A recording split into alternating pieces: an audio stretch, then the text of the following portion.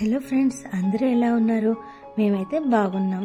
So మీరు చూస్తున్నారు కదా, ఈ వీడియో చూస్తే లేపాక్షి మనం పార్ట్ 1 చేసాం కదా, పార్ట్ 2కి కంటిన్యూస్ వీడియో అయితే అనమాట.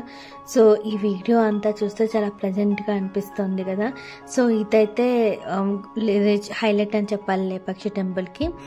సో శివలింగం ఆశేష పడుగుల కింద ఉంటుంది కదా.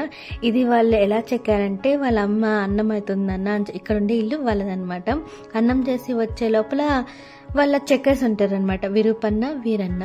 సో ఆమె ఎంత ఫాస్ట్గా చేసేసారా అని చెప్పేసి నరుని దృష్టికి నాపరాయి కూడా విరుగుతుంది అంటారు కదా, అలాగ చిన్నది కూడా ఉంటుంది. సో ఇక్కడైతే శ్రీకాళహస్తి అయితే అన్నీ ఉన్నాయి చూసారా. హస్తి అంటే ఏనుగు, శ్రీ అంటే సాలిపురుగు, కాల అంటే పాము.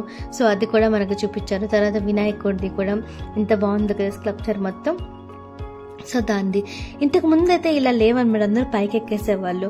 ఈ మధ్య గవర్నమెంట్ మొత్తము పైకి ఎక్కడాన్ని కొంచెము అవన్నీ పెట్టేసినట్టున్నారు, ఇనుప స్తూపాలంతా కూడా. సో ఇదంతే అంతా ప్లెజెంట్గా ఉంటుంది కదా. ఇక్కడంతా కూడా సత్రంలాగా ఎంత బాగుందో కదా.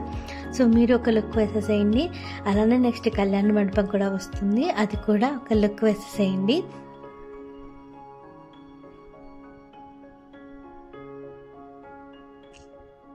శివరాత్రి అయితే ఇప్పుడైతే 2 కళ్ళు చాలు, అంత బాగా చేస్తారు లేపాక్షిలో.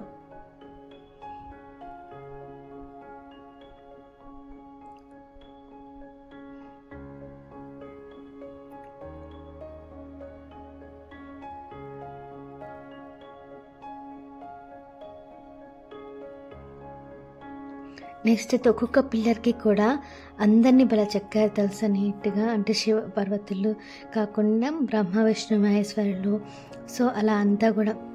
సో ఇక్కడైతే నెక్స్ట్ చూపిస్తున్న పార్ట్ ఏంటంటే, మీకు తెలుసు కదా ఈ గుడిని కట్టిన వాళ్ళ పేరు విరూపన్న అండ్ వీరన్న, వాళ్ళిద్దరు బ్రదర్స్. సో నవాబుల కాలంలో వాళ్ళని సంథింగ్ ఏదో అడిగినప్పుడు వాళ్ళ 2 కళ్ళని ఇలా ఇసురు కొట్టేస్తారనమాట. దానికి బ్లడ్ టెస్ట్ కూడా చేస్తే అది హ్యూమన్ రక్తం అని చెప్పేసి అన్నారు. సో అందుకే ఆ 2 బ్లడ్ మార్క్స్ అక్కడ ఉంటాయి. సో ఇదైతే కళ్యాణ మండపం.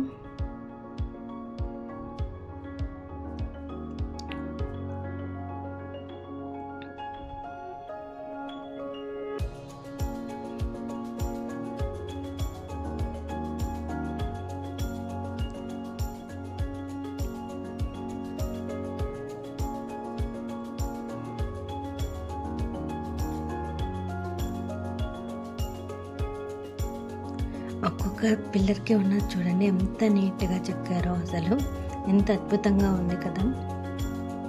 ఒక్కొక్క స్కల్ప్చర్ మీద ఒక్కొక్క శిలా విగ్రహాన్ని చూస్తుంటే ఎంతో బాగుంది. అంటే వీళ్ళంతా శివ పార్వతుల పెళ్ళి చూడడానికి వచ్చిన వాళ్ళలాగా మొత్తం అంతా కూడా ఎంత నీట్గా చేశారో.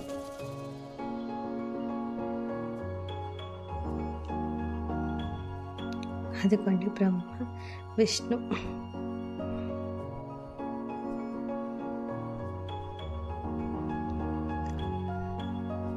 సో నెక్స్ట్ అయితే చూస్తున్నారు కదా, ఒకసారి క్లైమేట్ అండ్ ఇంతటి స్థల పురాణం ఉన్న ప్రదేశము అంతా కూడా ఎంతో బాగా ఉంది కదా, కనుల విందుగా. సో మేమైతే ఇలా ఆ రోజైతే ట్రిప్ని చేస్తూ వచ్చాము.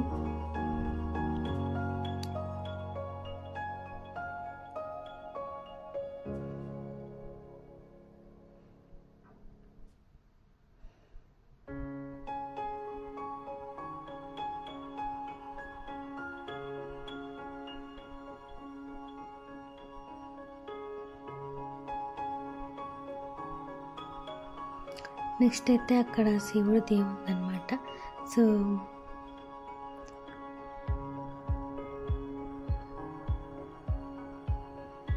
ఇది తెలుసా, ఇది ఇంకొక హైలైట్ 1 అనమాట. సో దీన్ని సీతమ్మ వారి పాదము అని అంటారు, హనుమంతుడి పాదము అని అంటారు. సో సీతమ్మ వారి పాదం అని ఎందుకంటారంటే, అప్పట్లో అంత హైట్ ఉండేవాళ్ళంట.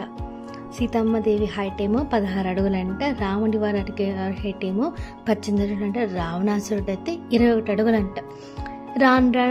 రాను మనం తగ్గిపోతా ఇలా ఈ హైట్లకి దిగిపోయామన్నమాట. అప్పట్లో అందరూ ఆ మాత్రం హైట్ ఉండేవాళ్ళంట. సో ఆ మాత్రం హైట్ ఉండే వాళ్ళకి కాలు కూడా ఆ మాత్రం ఉంటుంది కదా.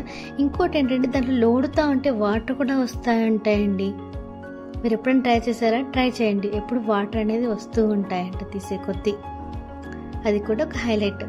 చాలా బాగుంది కదా. మీకు కానీ మా వీడియో నచ్చినట్లయితే లైక్ చేయండి, షేర్ చేయండి, సబ్స్క్రైబ్ చేసుకోండి. Thank you so much for watching our video. Thank you.